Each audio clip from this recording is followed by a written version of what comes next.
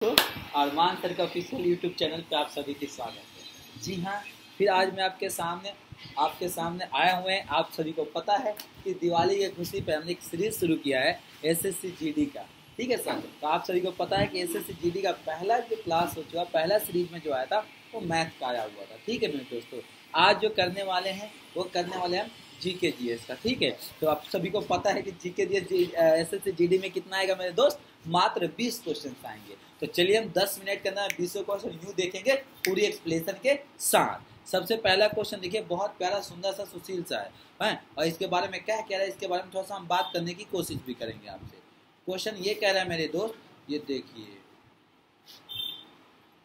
Question ये कह रहा है, प्रधानमंत्री जन धन योजना पीएमजेडीवाई के तहत खोले गए बैंक खाते के बारे में कौन सा कथन गलत है। मतलब इनका कहने का मतलब ये है कि कौन सा जो कथन है वो क्या है मेरे दोस्त, कथन जो है वो गलत है।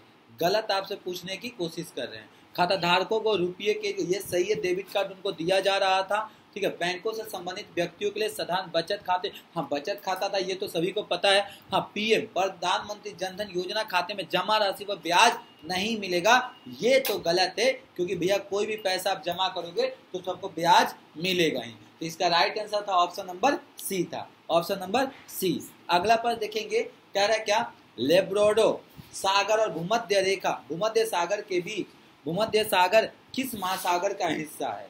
ये किस महासागर का, हिंद महासागर, अटलांटिक महासागर, प्रशांत महासागर या अटलांटिक महासागर। तो मैं आपको बता दूं मेरे दोस्त, ये अटलांटिक महासागर का हिस्सा है, ऑप्शन नंबर डी था ऑप्शन। क्योंकि आप सभी को बता दूं, अटलांटिक महासागर जो है विश्व का दूसरा सबसे बड़ा महासागर है, विश्व का दूसरा सबसे बड़ा महासागर है। भूमध्य रेखा इनको अटलांटिक महासागर और दक्षिणी अंटार्कटिक महासागरों को विभाजित करता है, दोनों को बिल्कुल अलग अलग करता है। अगला क्वेश्चन बहुत प्यारा है मेरे दोस्त, करा प्यूर्टो रिको खाई निम्नलिखित में से किस महासागर में स्थित है। मतलब इनमें से किस महासागर में स्थित है। इसका right option number A Atlantic महासागर, हिंद महासागर, अटलांटिक महासागर और प्रशांत महासागर। तो इसका भी राइट आंसर होगा मेरे दोस्त अटलांटिक महासागर। यानी आपको बता दूं, प्यूर्टो जो था वो रिक्टो विश्व का दूसरा सबसे गहरा महासागरीय गर्त है, जो अटलांटिक महासागर में स्थित है। इसकी अधिकतम गहराई जो है 8,000, लिख लीजिए कहीं, इसका अधिकतम जो गहराई है वो 8,000, ठीक है, 648 है। ठीक है जी, 8,648 है। अगला प्रश्न और प्यारा है बेटा, मुगल सम्राज्ञी नूरजहां द्वारा इनके पिता की याद में बनवाया गया इतिमाद उद दौला का मकबरा कहाँ पे है। आगरा में है जी, दिल्ली में है, ग्वालियर में है या लखनऊ में है जी। लखनऊ नवाबों का शहर ना, लखनऊ कहाँ पे है जी। तो देखिए, ये जो नूरजहां जो पिताजी ने बनाया था इतिमाद उल दौला का मकबरा, ये मेरे दोस्त आगरा में है। आगरा बोले तो यूपी में है। अगर यहाँ पर ये मत दिमाग लगाना कि सर आगरा भी दे दे यूपी दे दे, तो क्या मारोगे, दोनों में से कोई एक देगा। अगर राज्य पूछेगा तो यूपी मारोगे, अगर ये पूछे कहाँ पे स्थित है तो आगरा टिक करोगे। चलिए अगला क्वेश्चन 25 नंबर बहुत प्यारा है मेरे दोस्त, उपभोक्ता संरक्षण अधिनियम, ठीक है, उपभोक्ता जागो ग्राहक जागो के अनुसार निम्न से किस उपभोक्ता माना गया है। एक व्यक्ति जो प्रतिफल एवं किसी का भी माल या सेवाओं को खरीद सकता है, एक व्यक्ति जो मुफ्त में माल प्रदान करता है, एक व्यक्ति जो सेवा का अनुबंध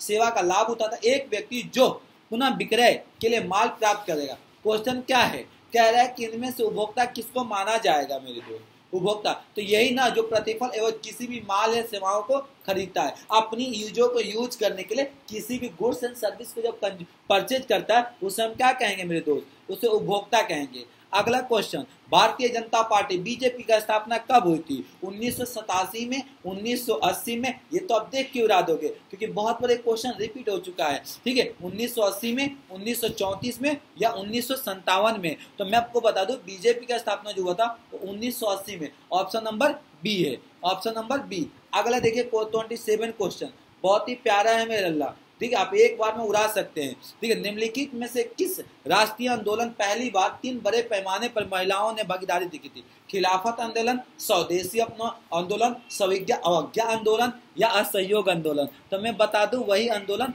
सभी, ऑप्शन नंबर सी होगा, ऑप्शन नंबर सी होगा। अब यहाँ पे थोड़ा सा गौर से देखेंगे क्योंकि यहाँ पे क्वेश्चन एक एक करके टोटल क्वेश्चन लिया गया है। तो देखिए अभी इसका आंसर क्या हो गया मेरे दोस्त, इसका आंसर क्या हो गया था? ऑप्शन नंबर सी हो गया था। अगला प्रश्न देखेंगे। देखिए अगला प्रश्न जो आ गया साइंस से आ गया जी। कहाँ से आ गया? साइंस से आ गया। प्रोटोजोआ किस रोग का रोग कारक होता है? प्रोटोजोआ किस रोग का रोग कारक होता है? पोलियो, मलेरिया या तपेदिका या आर? तो ये जो होता है प्रोटोजोआ होता है मलेरिया का होता है। Option number B. क्योंकि आपको बता दो प्रोटोजोआ से जो रोग फैलता है वो मलेरिया फैलता है सर। मिट्टी का सबसे निचली परत को क्या कहा जाता है? मिट्टी का सबसे निचली परत को क्या कहा जाता है? जल्दी से बताइए ना जी। जैन सेल, नवीन सेल, तल सेल या आधार सेल? आपसे पूछने की कोशिश क्या किया है कि मिट्टी का सबसे निचली सेल को जो कहा था वो कहा था मेरे दोस्त तल सेल कहा था। Option number C. Option number सी।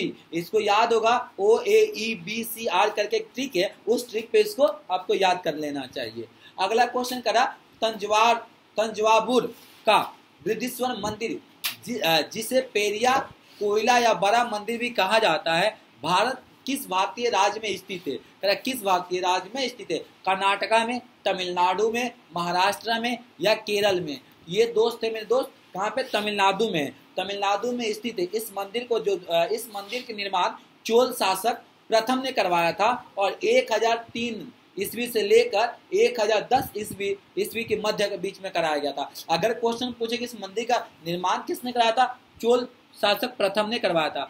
बाबर ने दैश नामक युद्ध पद्धति की शुरुआत की थी जिसमें सेना को विभिन्न डिवीजनों को विभाजित कर दिया जाता ताकि दुश्मनों को हर तरफ से घेरा जा सकता है। ठीक है, इसका देखिए क्या था वो? चारा, खुम्स, अरब या तुलुगमा? तो ये देखिए वो जो था वो था तुलुगमा था जी। ऑप्शन नंबर डी था। ऑप्शन नंबर डी था तुलुगमा।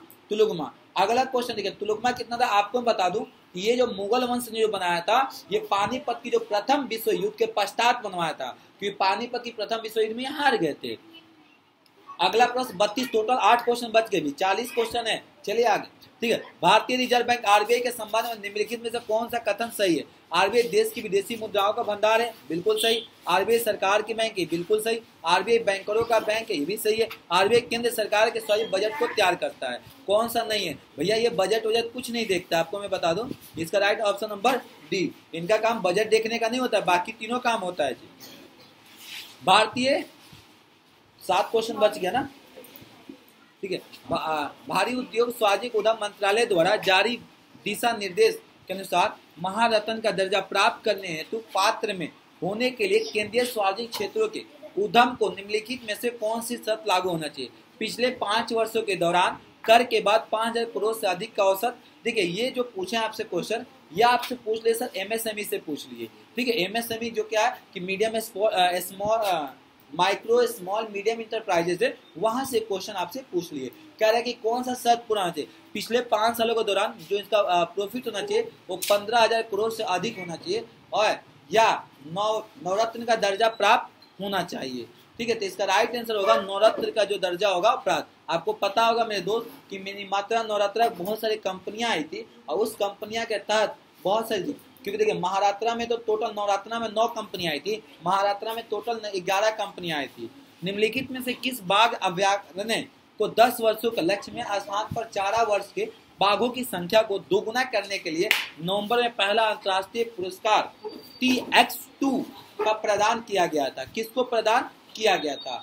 कौबाट बाघ अभयारण्य को, बुक्सा बाघ अभयारण्य को, कन्ना बाघ अभयारण्य को या पीलीभीत बाघ अभयारण्य को? तो मैं आपको बता दूं पीलीभीत बाघ अभयारण्य किया गया था। अब इसमें क्वेश्चन ये पूछेगा कि पीलीभीत कहाँ पे है, तो मैं बता दूं पीलीभीत यूपी में है, योगी जी के राज्य में, मतलब योगी जी जहाँ का सीएम है तो यूपी में है। अगर अब बात की जाए इसके बारे में क्या था, 2014 से लेकर 2018 के बीच में इसको शुरुआत की गई थी।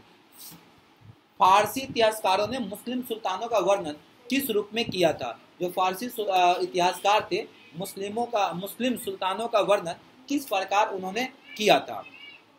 ईश्वर की शागिर्द में, ईश्वर का अवतार में, ईश्वर की छाया में या ईश्वर की अनुयायी में? तो देखिए फारसी इतिहास का जो मुस्लिम सुल्तानों का जो किया था वो ईश्वर की छाया में किया था। राइट इसका ऑप्शन नंबर सी हो जाएगा।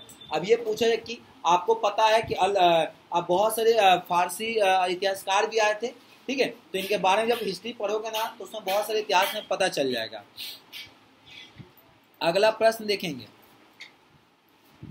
गीता रहस्य पुस्तक किसने लिखी थी? जो म्यांमार के मंडाले जेल में उनके द्वारा भागवत गीता पर लिखी गई एक टीका है। लाला लाजपत राय, बाल गंगाधर तिलक, अरबिंदो घोष या सुभाष चंद्र बोस। तो ये जो लिखे थे ये हमारे बाल गंगाधर तिलक ने लिखा था।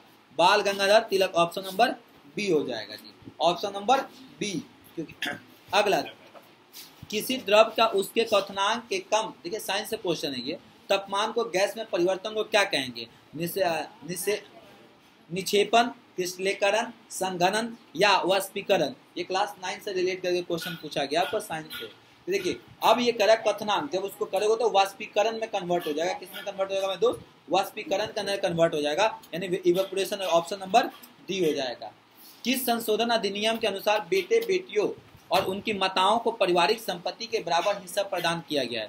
हिंदू उत्तराधिकार अधिनियम 1950, हिंदू संशोधन अधिनियम 1950, हिंदू उत्तराधिकार संशोधन अधिनियम 2005, हिंदू अधिनियम 1956। जी हिंदू अधिनियम 1956 नहीं हो सकता, हिंदू उत्तराधिकार संशोधन 2005 में जो किया गया था उसके तहत, यानी उसके तहत बेटे बेटियां और उनकी माताओं को पारिवारिक संपत्ति का बराबर हिस्सा होगा। जैसे एचयूएफ में ये चीजें नहीं था, तो इसको संशोधन करके आपको लाया गया है। निम्नलिखित में से कौन सी स्थिति चाय बागानों को नुकसान पहुंचा सकती है? चाय बागानों को नुकसान पहुंचा, 25 डिग्री से अधिक तापमान, छायादार बिकने, छायादार तो सही है, 150 से 300 सेंटीमीटर वर्षा, ये भी सही है। गर्म और आर्द्रता, ये देखिए 25 सेंटीमीटर अधिक जो तापमान होगा ये उसको नुकसान पहुंचा सकती है। लेटराइट मिट्टी में निम्न में से किस ऑक्साइड की कमी होती है? निम्न में से किस ऑक्साइड की कमी होती है? सिलिकॉन, टाइटेनियम, एल्युमिनियम या लोहा। तो लेटराइट मिट्टी में जो कमी होती है वो सिलिकॉन की होती है, सिलिकॉन की होती है। तो जैसे हमने बोला कि एक सीरीज में 20 क्वेश्चन था, ये टोटल हमने 20 क्वेश्चन देखा, क्वेश्चन 21 से लेकर 40 तक। आज कितने, फिर मिलते हैं अगले क्लास में। थैंक यू, बाय बाय, जय हिंद, जय भारत।